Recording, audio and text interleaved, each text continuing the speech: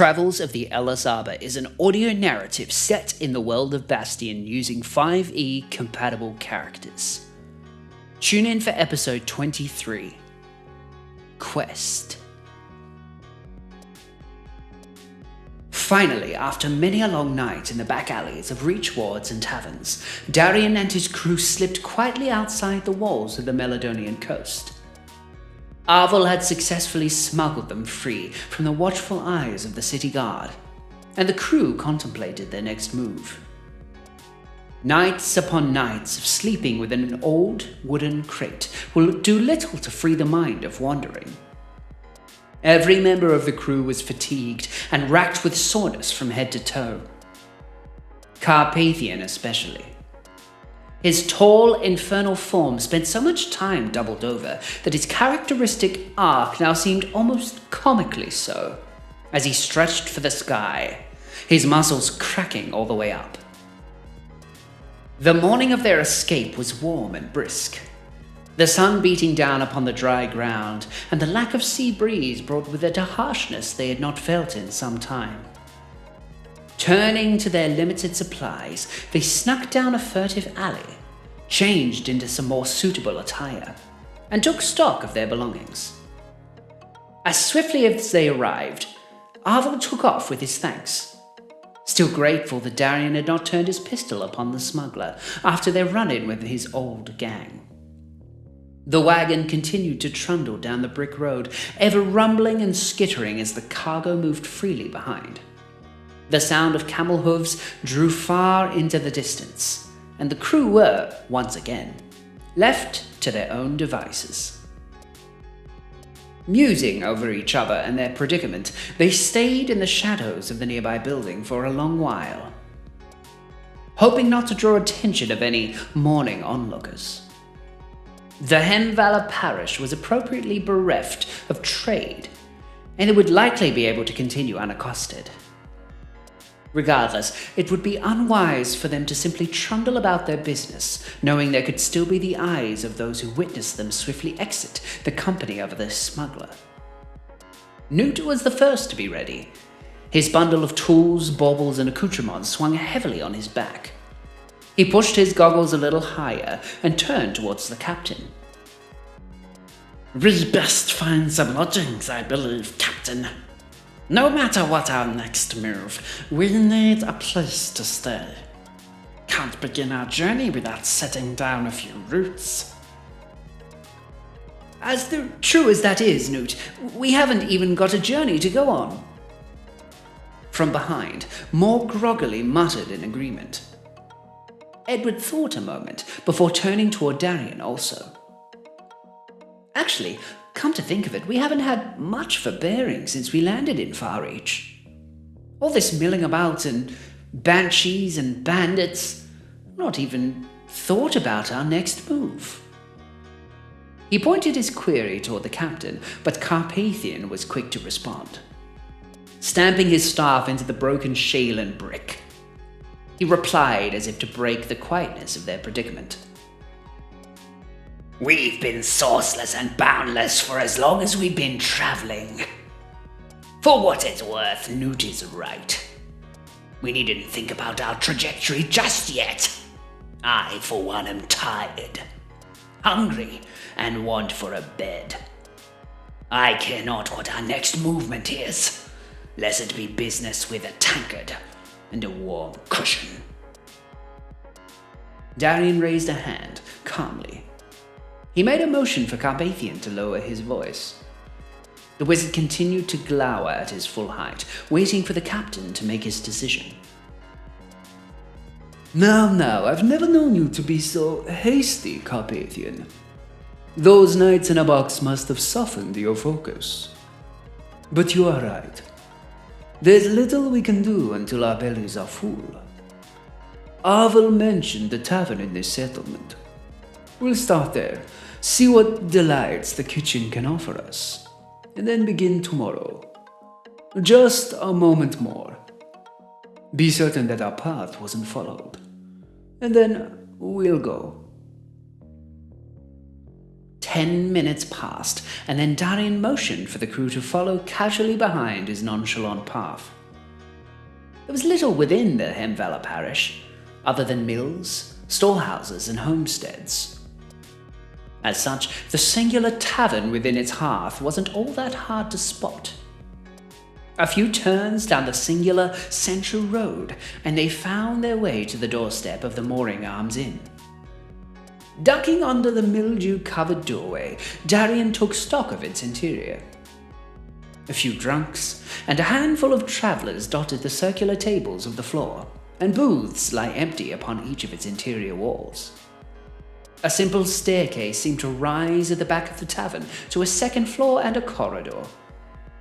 Just behind the bar, it seemed to hide dormitory rooms at its rear.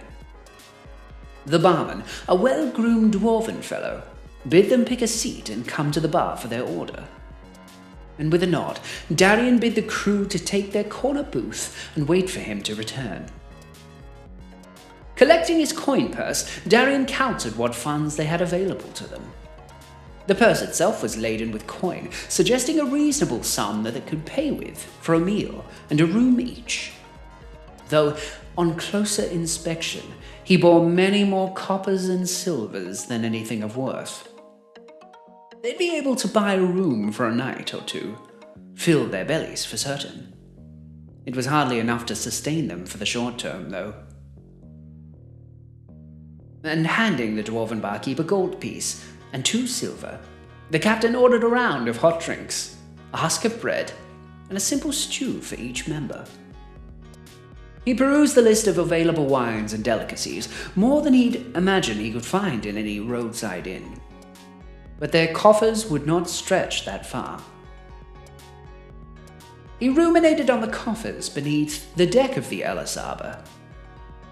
Each and every crew member had a singular overflowing chest of gold and all manner of jewels and trinkets. Their life of piracy had bestowed boons aplenty, though it wouldn't do them altogether much good in its miniaturized, bottled-up form. They sat in quiet conversation for most of the morning. Carpathian gave little interest in the group's conversation, sitting quietly with his spellbook across the table and feverishly scribbling notes in the margins. Moore and Nout were enamored by the stew, taking full spoonfuls in glee and enjoying whatever leftovers Darian and Ed weren't bold enough to eat. When it came out piping hot, it was hearty enough. But as it cooled, it seemed to take on a more sludgy, sticky texture. Less appetizing to a human, but a kingly delicacy to both the cyanite and the mushroom.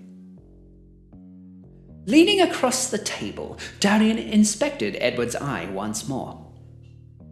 There'd been no more complications since their last encounter, no more reason for the creature within Ed's mind to appear.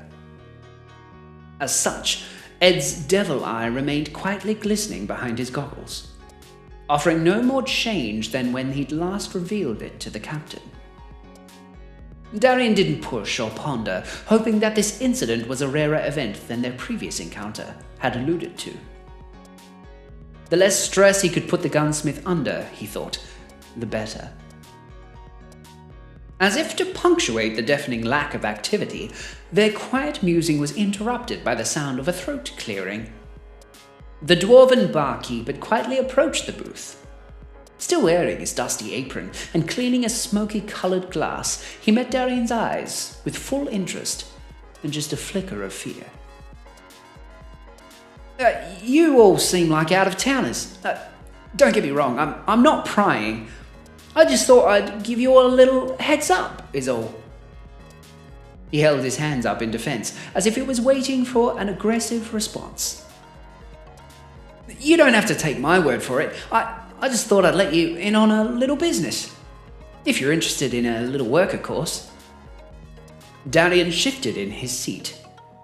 He'd had his boots up on the tabletop, in defiance of any kind of rudimentary manners, and with an exhale he motioned toward the barkeep. We've got a little time on our hands before we head on our next adventure. He slowly put his coin purse away, hoping not to draw attention to their clear lack of funds. Sure, we could fill a few requests if you've got any gold to spare. Our fee isn't all that cheap, though. We're quite sought after adventurers, you understand. The Dwarven man straightened his posture a little. He seemed pleased by the captain's response. Oh, well, that's great then. I couldn't help but notice your friend is into some spellcraft with that book there. Carpathian slammed the book shut on the table, making the barman jump a full 6 inches backwards. Oh, I didn't mean anything by prying. I just have a regular who comes past every so often, and for a feed. She's been mumbling about something she needs doing. A bit of travel, a bit of hunting, if I'm not mistaken. Look, if you're still around this afternoon, I could introduce you. She's not one for posting on notice boards. She'd rather meet you in person. And with a smile, Darian turned to his crew, each of them eagerly awaiting his response. Well, what do you say, boys? Should we dust off our old ways and try our hands at this? He paused, mostly for effect. Though with a sharp head turn toward the dwarf, he took great pride in startling him once more. Quest? And with a sharp, practiced reply, more rose up on their haunches, slamming an empty bowl into the table in a shower of cutlery and wood splinters. Reaching up toward the captain, Moore responded with utter enthusiasm. More! Their gleeful response to the promise of adventure was all the captain needed to stay a while and meet this new benefactor. Travels of the Ellis Arbor is made possible by the generous support of our subscribers, followers, and most notably, our patrons. Thanks to all our Moon, Wedge, Crown, and Hex tier patrons for supporting us so far on this journey. Please subscribe, give a like or a comment, follow us on Twitter, and stay tuned for the next episode. Make sure you follow us here on YouTube, on Spotify, and on twitch.tv/lonomy. Don't forget, take care of each other.